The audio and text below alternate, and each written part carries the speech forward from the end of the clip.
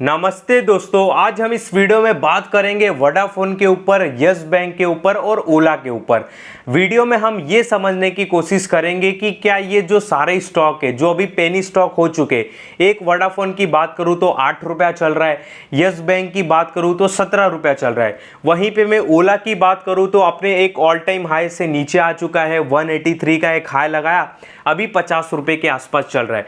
तो ये सारे जो स्टॉक है जिनकी फाइनेंशियल कंडीशन अच्छी नहीं है पर लोगों के बीच में बहुत ये फेमस है स्टॉक, ठीक है।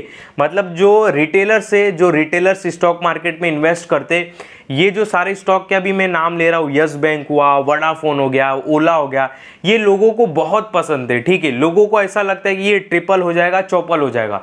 तो वीडियो में हम यही समझने की कोशिश करेंगे कि क्या ये सारे स्टॉक ट्रिपल चौपल हो सकते हैं, ये सारे स्टॉक 100 रुपए के भाव दिखा सकते हैं, नहीं दिखा सकते हैं, क्या यहाँ से ये जीरो हो सकते हैं, और क्या मैं कोई इन्वेस्टमेंट का प्लान बना रहा हूँ इन कंपनियों में इन्वेस्टमेंट करने के लिए, ठीक है। ये सारी बातें हम इस वीडियो में चर्चा करने वाले। और कल जैसे आपने देखा कि वोडाफोन आइडिया 20% का अपर सर्किट लगाया, फिर वापस लोगों के बीच में ये बातें चलने लगी कि वोडाफोन आइडिया तो वापस 100 जाएगा, फिर 50 जाएगा, 100 नहीं सॉरी, वापस बोलने लगे कि वापस ये 20 जाएगा, फिर 30 जाएगा, टारगेट आने लगे वोडाफोन आइडिया के। उसके बाद यस बैंक की बात करूँ तो यस बैंक ने कुछ लो लगाया था 16 की 15 का, वहाँ से उसमें भी 2-3% की तेज़ी देखने के लिए मिली, तो फिर वापस लोगों को लगता है कि वापस ये 24 आएगा, ठीक है। वहीं पे ओला की भी बात करूँ तो ओला में एक बहुत बैड न्यूज़ आया था, फिर 47 आया, फिर 54 गया, वापस 52 के आसपास घूम रहा है। तो ओला का भी टारगेट निकल के आ गया कि फर्स्ट 100 टच, सेकंड 120 टच। तो वीडियो में यही समझेंगे, ठीक है। अभी देखो ये सारी जो कंपनियां है ना, वोडाफोन आइडिया, ओला हो गया और उसके बाद अपना यस बैंक हो गया, इन सारी कंपनियों का कहानी ख़त्म ही नहीं होगा। कहानी स्टोरी ख़त्म नहीं होगा, ये कंपनियां जीरो नहीं होगी। पहली बात आप ये समझ लो, ये कंपनियां कभी भी जीरो नहीं होगी। रीज़न क्या है?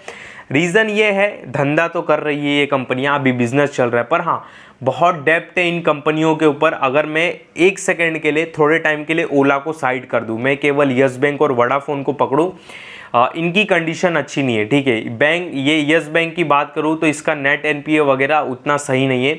और वहीं पे मैं वोडाफोन की बात करूं तो इसके ऊपर भाई दुनिया भर का कर्जा है, 5G अभी तक लाया नहीं और इससे बेटर ऑप्शन है मार्केट में। तो इनकी कंडीशन इतनी कंडीशन ख़राब है, प्लस धंधा कर रहे हैं अभी, तो इसके लिए इनका ये जीरो नहीं होगी ये कंपनी। ऐसा नहीं कि ये जीरो हो जाएगी, बंद हो जाएगी, बिल्कुल नहीं। इनका कहानी, इनका स्टोरी कभी नहीं ख़त्म होगा स्टॉक मार्केट से। अब इनमें क्या होएगा ना, 6 गया वोडाफोन आइडिया, 8 आ गया, 8 से वापस 12, 12 से 11, 11 से 13, 13 से 11, 11 से 10, 10 से 12, बस इसी रेंज में घूमता रहेगा। आप इनसे, या मैं अगर पर्सनली बताऊँ तो मैं तो इनसे बिल्कुल उम्मीद नहीं करता हूँ कि ये 25 जाए या 30 जाए। और कोई अगर बोले तो भी भाई मैं बिल्कुल भी इसमें इंटरेस्टेड नहीं हूँ इन्वेस्ट करने के लिए। और यहाँ पे कुछ लोग का ये भी सवाल रहेगा कि इनका स्टोरी क्यों नहीं ख़त्म रहेगा, ये जीरो पे क्यों नहीं होंगे। भाई नंबर ऑफ शेयर होल्डर्स देख रहे हो कितने हैं? 59,88,618, 60 लाख के आसपास वोडाफोन आइडिया के शेयर धारक है। इनकी कहानी कैसे ख़त्म होगी? जिस कंपनी में 60 लाख इन्वेस्टर हो, 60 लाख लोगों के डीमेट अकाउंट में मिनिमम, ये 60 लाख से थोड़ा कम है पर एक राउंड फिगर पकड़ो, 60 लाख लोगों के डीमेट अकाउंट में वोडाफोन आइडिया पड़ा हो, तो भाई इसकी स्टोरी क्यों ख़त्म होगी? नहीं ख़त्म होती है इन सारी कंपनियों का। और ऐसा नहीं है कि ये 20% कल अपर सर्किट लगाया इसके वजह से मैं आज कवर कर रहा हूँ, बिल्कुल नहीं। जब ये कंपनी 13 रुपये से टूट के 7 रुपये पे आ गया था, 8 रुपये पे, तो भी मैंने कवर किया था और मैंने बोला था अगर आप 11 रुपये पे फंसे हो, अगर आप 12 रुपये पे फंसे हो, तो बिल्कुल ये मत सोचना कि ये कंपनियां जीरो हो जाएगी वोडाफोन आइडिया, बिल्कुल नहीं। ये वापस 11-12 आएगा, वापस 10 आएगा, वापस 14 जाएगा, वापस 11 आएगा, क्योंकि ये इसी मूड में चलता रहेगा और ये पूरा ऐसा ही चलता है, ठीक है। ये कंपनियां ऐसी ही चलती है जो, और ये ट्रेंडिंग कंपनियां भी है ना भाई, मार्केट में लोगों के बीच में फेमस है। क्या होता है, अपन इसमें क्या सोचते हैं कि ये लंबा चलेगा, ये चलेगा, ठीक है, पर ये लंबा नहीं चलते स्टॉक, ये स्टॉक ऊपर नीचे चलते। क्यों चलते? क्योंकि बड़े लोग चलाते भाई, पैसा बनाते। अब सोचो 6 रुपये पे कोई बड़ा स्मार्ट इन्वेस्टर रहेगा जिसको पता रहेगा कि अब ये तो 8 जाएगा। अब भाई 20% क्यों चला है नहीं चला है, सीरियसली बोलूँ मेरे को न्यूज़ कुछ नहीं पता, और इसमें एक छोटी सी अच्छी न्यूज़ आने के बाद भी ये 5% चलने लगते हैं, ठीक है। अब मान लो जब ये 6 साढ़े 6 रुपये पे अपने लो पे रहेगा, या मान लो 7 रुपये पे रहेगा, और जब ये 20% चला है तो कुछ न्यूज़ के वजह से चला रहेगा। मैंने देखा नहीं अब किस न्यूज़ के वजह से चला, पर जो न्यूज़ के वजह से चला रहेगा, तो क्या आपको नहीं लगता है कि जो 7 रुपये पे किसी ने बड़ा माल अगर उठाया रहेगा, और उठाया ही रहेगा, और न्यूज़ के पहले उठाते ही है, तो उस बंदे को नहीं पता रहेगा आने वाले टाइम में न्यूज़ आने वाला है। तो ये सारे स्टॉक ऐसे ही है, ठीक है। ये 20% चला है तो कुछ न्यूज़ के वजह से चला रहेगा, और न्यूज़ किसी ने निकाली रहेगी या कुछ भी हुआ रहेगा, मैं इतना फॉलो भी नहीं करता हूँ, ठीक है। तो यही है इन कंपनियों का। अगर मैं यस बैंक का भी अगर मैं आपको दिखाना चाहूँ, अगर यस बैंक भी यहाँ पे आप देखोगे तो ये देखो, यस बैंक में नंबर ऑफ शेयर होल्डर्स कितने हैं, 62 लाख। बाप रे बाप, जिस कंपनी में 62,83,000 शेयर होल्डर हो, मतलब समझ रहे हो आप, 62 लाख लोगों के डीमेट अकाउंट में ये स्टॉक पड़ा है। क्या इसकी कहानी ख़त्म होगी? नहीं। 17 है, 15 आएगा, फिर 18 जाएगा, फिर 17 आएगा, फिर 16 आएगा, फिर 20 जाएगा, फिर 21 जाएगा, 24 भी जाएगा, वापस 21 आएगा, वापस 22 आएगा, वापस फिर 20 आएगा, फिर 22 जाएगा, फिर 23 भी जाएगा, फिर 28 भी जाएगा, फिर 24 आएगा, फिर 22 आएगा। बस ये इसी मूड में घूमते रहेंगे, ठीक है। अब यहाँ पे बहुत लोगों का ये भी सवाल रहेगा कि ये कब तक चलेगा, जब तक कंपनियों का कंडीशन, फाइनेंशियल कंडीशन ठीक नहीं हो जाता, जब तक जो बड़े इन्वेस्टर है जिनका फ्लो होता है मार्केट में पैसा, जब तक उनका भरोसा इन कंपनियों पे नहीं हो जाता। और उनका भरोसा कब होगा? जब इनकी फाइनेंशियल कंडीशन अच्छी होगी, सिंपल सी बात है। और क्या अभी होते हुए दिखाई दे रही है? बिल्कुल नहीं, बिकॉज मार्केट को दूसरे और ऑप्शन पड़े हैं यस बैंक के अलावा। अगर मेरे को किसी बैंकिंग सेक्टर में ही पैसा लगाना हो तो मैं यस बैंक में के पास क्यों जाऊंगा? वो अगर इतना ही अच्छा बैंक है तो वो 17 रुपये पे क्यों है? और HDFC बैंक अगर इतना ही खराब है बैंक तो वो 1700 पे क्यों है? समझो आप बात को।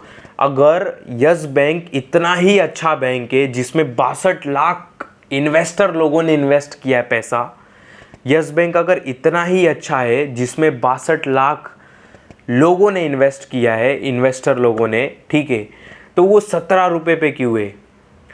और जो HDFC बैंक है, अगर उन 62 लाख लोगों को लगता है कि HDFC बैंक खराब है, ठीक है, तो वो 1700 पे क्यों है? वो इतना ऊपर क्यों है? वो इतने टॉप पे क्यों है? ये आपको रीज़न समझना पड़ेगा, ठीक है। यहाँ पे जिसको लगता है वोडाफोन आइडिया इतना अच्छा है तो वो 8 रुपये पे क्यों है? और जिनको ऐसा लगता है कि एयरटेल अपना इतना ख़राब है, भारतीय एयरटेल, तो वो 1700 पे क्यों है? ठीक है। और इसके नंबर ऑफ शेयर होल्डर्स देखो, 8 लाख। मतलब आप बात समझो कि 60 लाख लोगों ने वोडाफोन आइडिया में इन्वेस्ट किया है।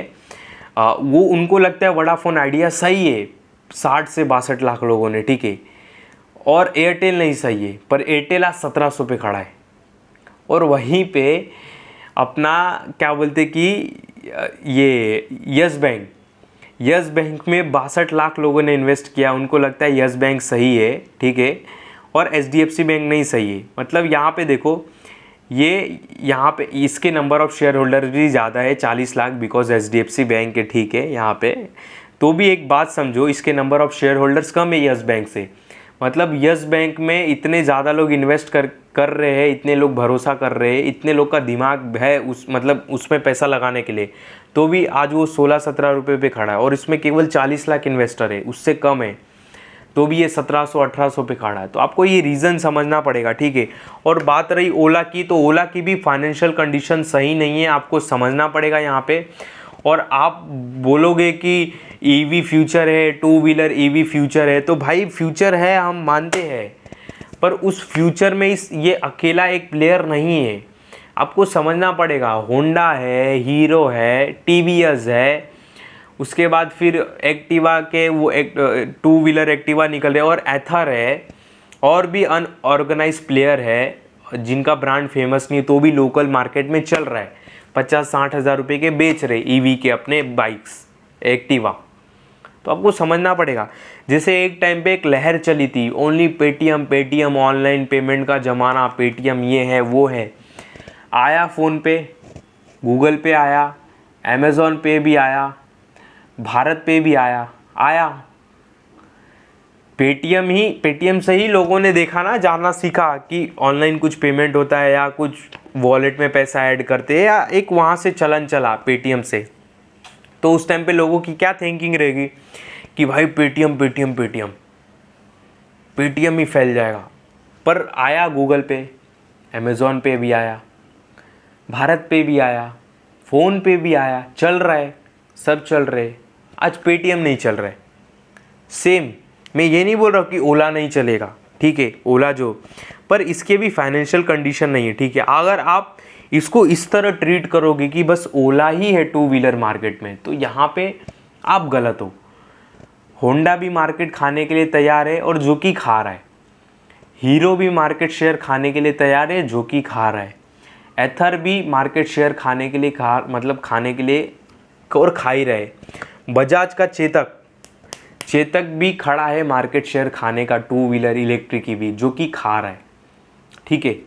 तो आपको ये सारी चीज़ें समझना पड़ेगा, ठीक है। आप ऐसा नहीं बोल सकते कि बस इसका ही फ्यूचर है तो बस ओला ही है, 150 जाएगा 200, बिल्कुल नहीं। फाइनेंशियल कंडीशन किसकी अच्छी है, कैश किसके पास ज़्यादा पड़ा है, सर्विस कौन अच्छा दे रहा है, ट्रस्ट किसका ज़्यादा किसके ऊपर बन रहा है, किस ब्रांड पे, ये सारी चीज़ें देख के तो डिसीजन लेना पड़ेगा। बस फ्यूचर के हिसाब से लोगे तो ऐसा बिल्कुल नहीं चलेगा, ठीक है। तो आपको ये सारी चीज़ें समझना पड़ेगा। बाकी ध्यान देना, ये कंपनियां बिल्कुल कभी ज़ीरो नहीं होगी, बस यही आपको घुमाती रहेगी। ये मेरे सारे पर्सनल व्यू है, ऊपर नीचे 26, 20, 25, 8, 9, 10, 12, बस, ठीक है।